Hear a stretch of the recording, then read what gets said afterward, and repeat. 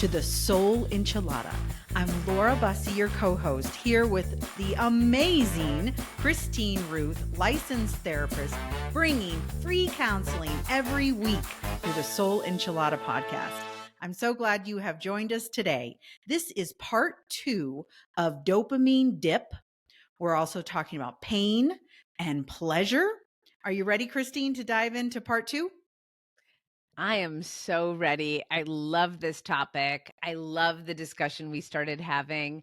Laura, can you repeat the listener's question for everyone that got us riffing on this and riffing on the podcast you and I just listened to related to this from Hidden Brain?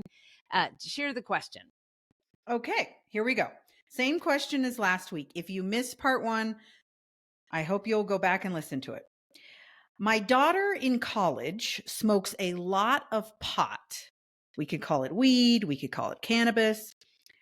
I know it's not addictive, but what I've noticed is she's not motivated to go to class or do other things she normally likes to do. Should I be concerned? And what should I do?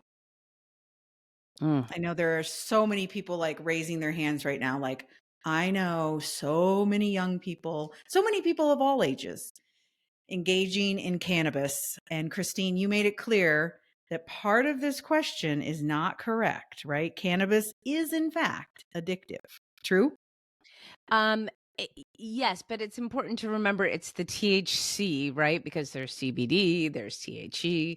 So yes, there parts of cannabis are addictive. I don't want to get people all worked up about using CBD. There's lotions and oils and all kinds of fun CBD things. Those things are not addictive, right? But Great. THC, really anything that takes us away from pain or allows us to remove ourselves from pain can potentially be addictive, right? So we were talking about sugar can be addictive. We were talking about, rom-coms can be addictive. We were talking about erotica can be addictive. We were talking about Harry Potter can be addictive. Anything can be addictive if we're using that thing to avoid pain or relieve discomfort. And so, we started talking about or asking the question, how do we engage motivation? And how do we, in a sense, get ourselves to want to do hard things? Because if we get in the habit of numbing ourselves, for me, sugar, right? If we get in the habit of numbing ourselves, whether through sugar, whether through THC, whether through alcohol, whether through shopping, online shopping, which is a fave of mine as well, buying books, hoarding books, then we have a dopamine dip. So our body always wants to maintain equilibrium. We always want to maintain homeostasis. So if we feel good and experience pleasure, our body responds by giving us the pain in response. So we have a dip, and our body will always try to reach a certain set point. So basically, it is when my grandpa said no pain, no gain. He didn't realize that he was actually talking about our brain and our nervous system when he said that, but he was, and it's true. It is true. We've come so far in science just in the past few generations. Don't you agree? We've come so far in science. We can just regulate and monitor so many different things. And before we get going on this and riffing on this again, I just wanted to shout out to this mom. I want to say to her, I have compassion for the parts of her who are trying to fix or rescue her daughter. And this is the bad news about that. And I mentioned this last time. We really don't have a lot of control over our kids' behavior after 15. People argue about, how much we can influence our teenage children. But, once our kids enter adolescence and, whether that's 13, 15, each kid is different, their peer group become their teachers. And if we as adults try to lecture them, persuade them. I love to give my kids sermons because I used to be a pastor. The more I try to incentivize my children to change their behavior through facts, persuasive speeches, inspirational monologues. I think my monologues are so inspirational. The more they will defy us, doesn't matter what a great parent you are. They are not into your advice at this point. And we have to acknowledge that, because all we will do is create a power struggle.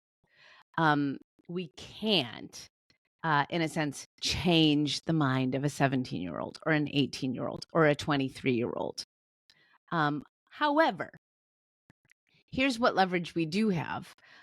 If we are paying for their cell phone, or if we are paying for their insurance, or if they are living in our house, then we do have leverage over them.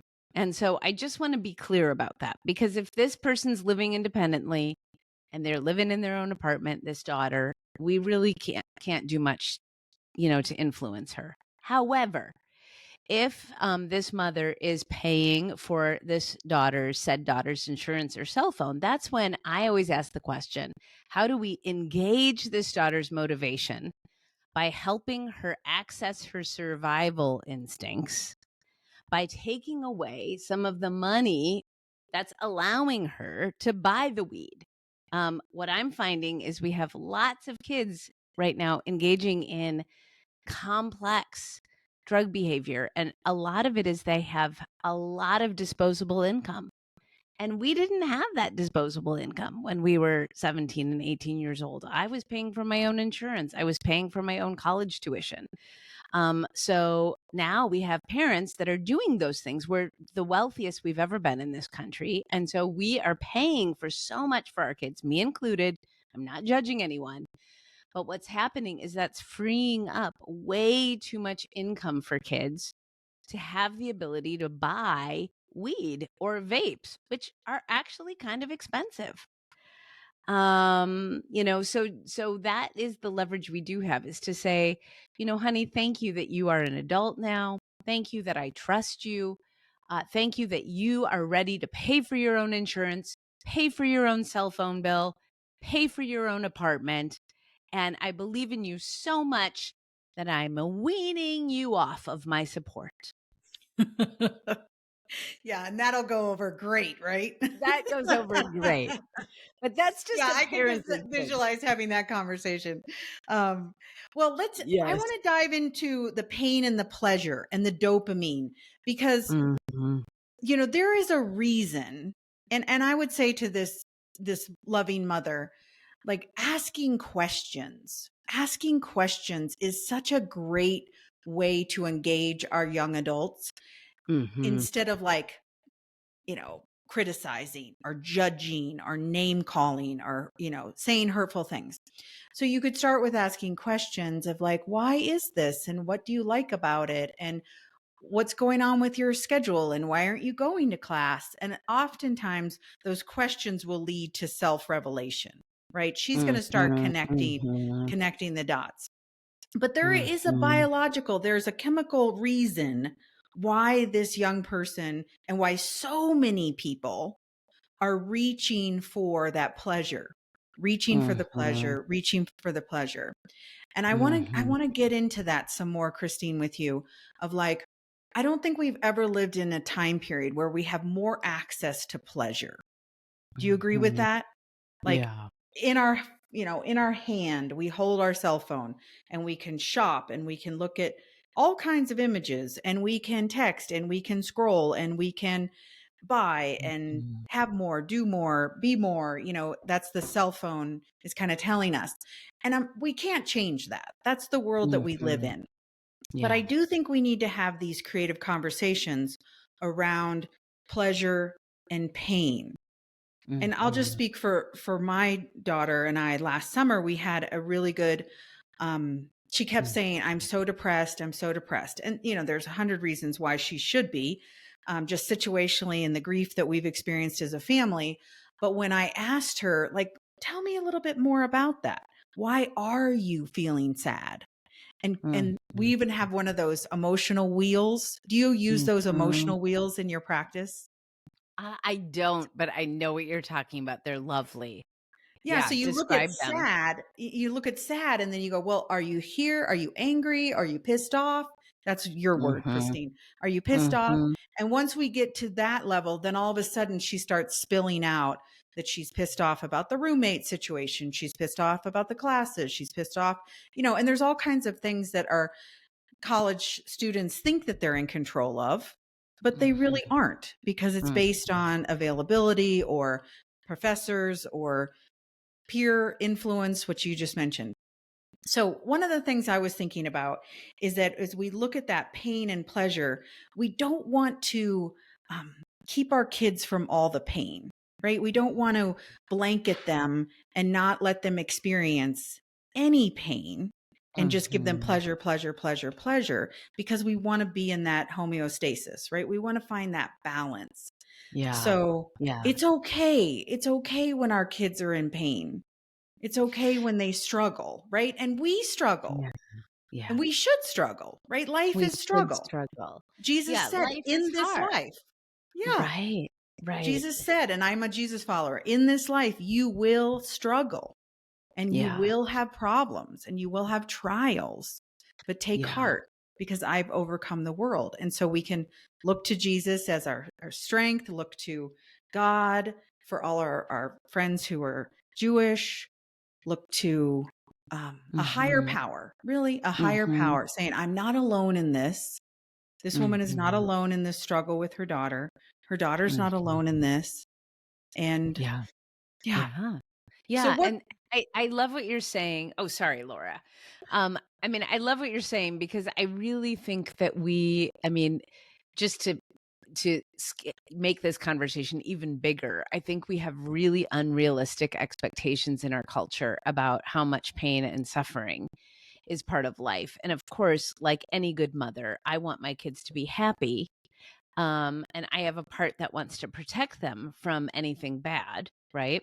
Like my son right now, I just brought him to Purdue and his frat room was just a mess and he was freaking out and he was like, how am I going to fit in here? And there's no room and everything's dirty. And he was just having this experience. And I wanted to like go in and rescue him and clean it all up for him and make him all comfy and get him all settled in. But I was like, oh, this is a wonderful character building experience. And so I had another part that was like, Kellen, you can do hard things. Kellen, guess what? What if God orchestrated this big shit show, this big mess? And I don't believe God orchestrates shit shows, by the way. But what if God allowed this to happen so that you can learn cleanliness skills, management skills, assertiveness skills? You might have to talk to your roommate and say, hey, this isn't going to work for me. Here's what I need in terms of you cleaning up your room, which would be a really great conflict skill for my son to develop. And he isn't going to develop those skills unless I allow him to, in a sense, do those hard things, which is to, wrestle with conflict, stay in difficult moments. And one of the things I'm working on myself is modeling that for him. Right. So I have a part that loves to escape pain by planning vacations, going shopping, and coming up with ideas for titillating experiences, right? I'm a 7 on the Enneagram. Some of you are Enneagram people. If you are not, a 7 is the enthusiast. We love to plan things and have experiences, to hoard wonderful experiences. The problem is our spiritual practice is sobriety, which is to practice. We think of sobriety as not abstaining from alcohol, but we have to practice that all the time. Sobriety is actually the practice of being uncomfortable, which is to say, when I am hungry, giving myself a chance to just feel the hunger for a while. So one spiritual practice for a 7 is fasting, right? Allowing myself to be with my hunger without trying to fix it right away. Another way to practice sobriety is solitude. So, right, I have parts that want to keep my life really full and busy. If I have a part that's feeling depressed or anxious, I might try to avoid that part instead of engaging with it by going, oh, I'm going to keep myself upbeat. I'm going to stay positive and I'm going to plan a fun event. I'm going to get together with my girlfriends because that always makes me feel better. Right. And there's nothing wrong with those things. But I have to model for my kids sobriety, which is doing hard things, um, engaging with hunger, engaging with silence.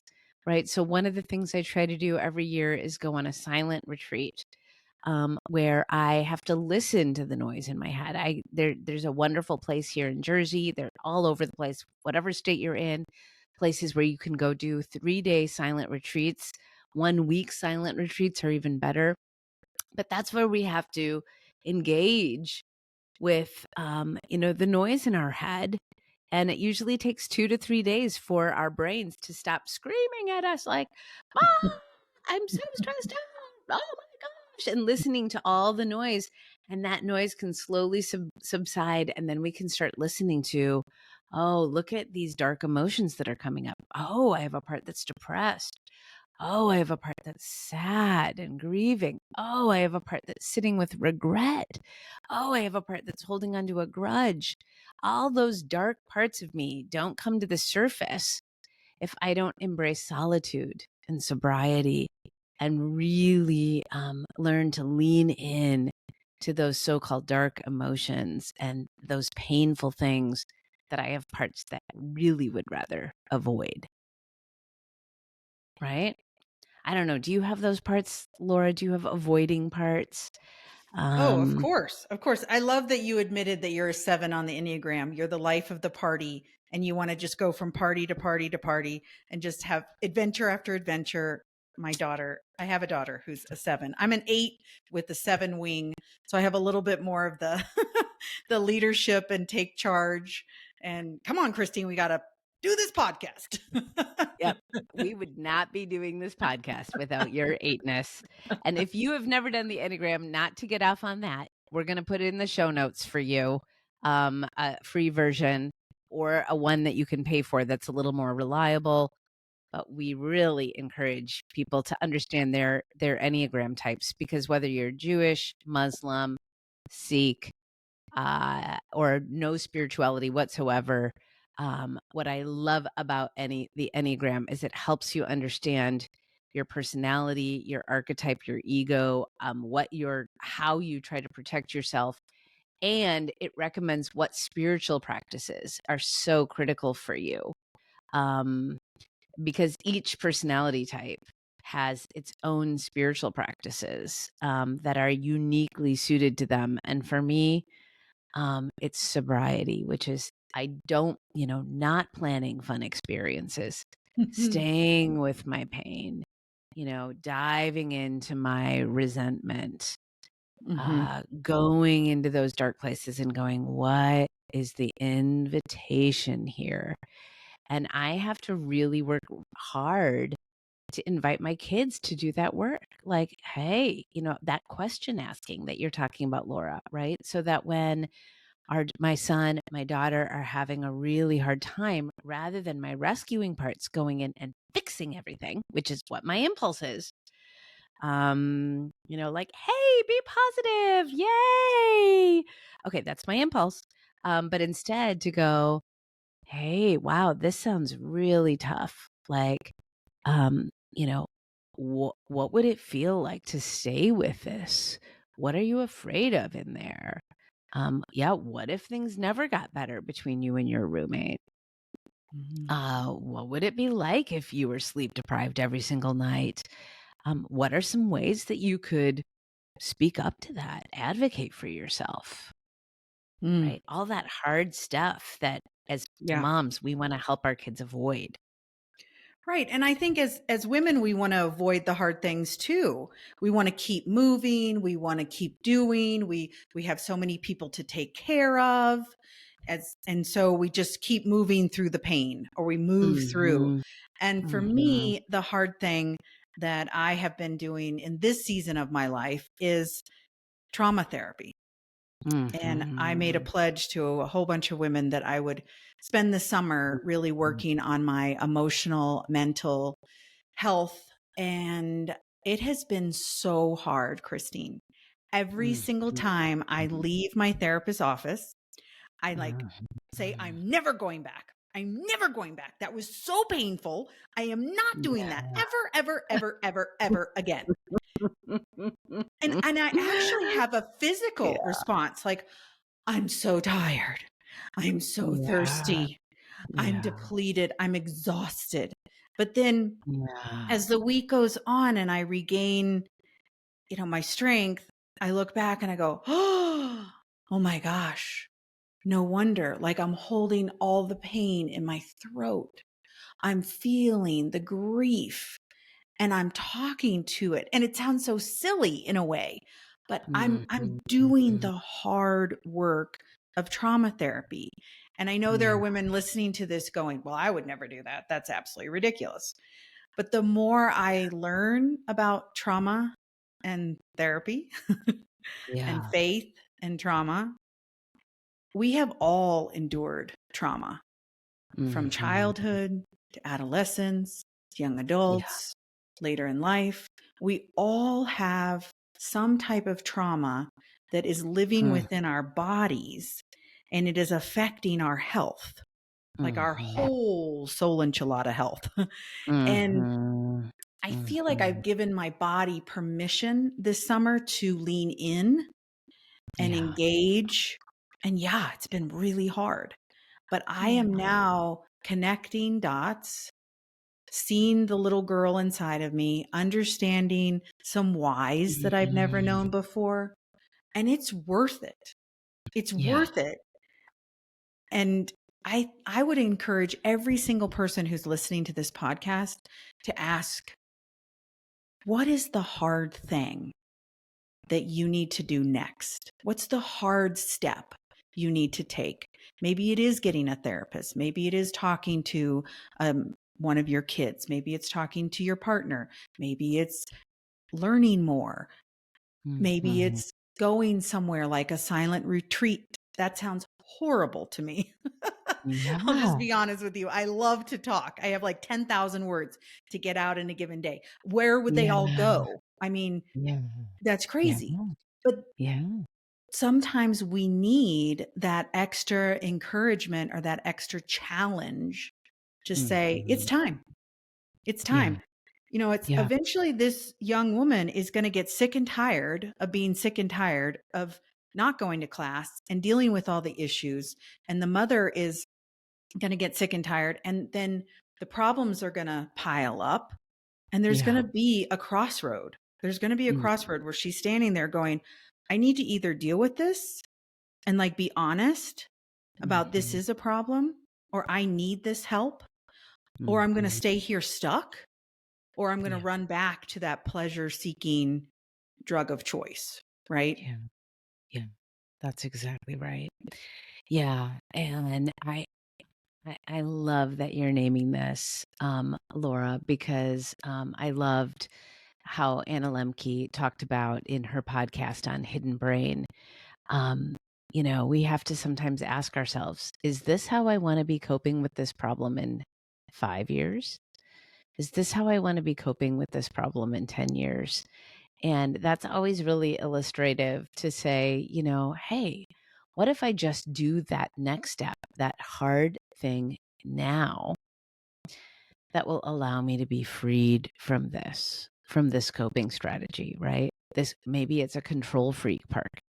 For some of us, the hard thing is letting go of the child we're controlling or letting go of this area in our life, whether at work or our partner that we're trying to control. And often that's the hard thing is recognizing, wow, I have a control freak part that's totally trying to control or criticize my partner or my child. And my hard thing is to let them be who they are or to drop the ball, right? I just gave one of my moms an assignment. I want you to drop a ball every week and let something fall apart. She was like, no, no, no. And I said, okay, so how about just imagine yourself dropping a ball? That's the next hard thing, right? Mhm. Because sometimes that's the hard work. That's what it looks like for us to be sober, and to do the dopamine, to navigate the dopamine dip, to bring our body back to wholeness and health and healing. This is so good, Christine. Thank you so much for diving into the dopamine dip with me and looking at pleasure and pain and going to those hard places with our young adult children and stages of life. And you mentioned control. And as soon as you Mm, said that, I'm like, yes, yes. Letting yeah. go is a next step for me for sure. Thank you, Christine, for being here. I Mm. appreciate you. Thank you, Laura. Thank you for all you shared in this. And that is episode 44. 44. 44. Soul Enchilada.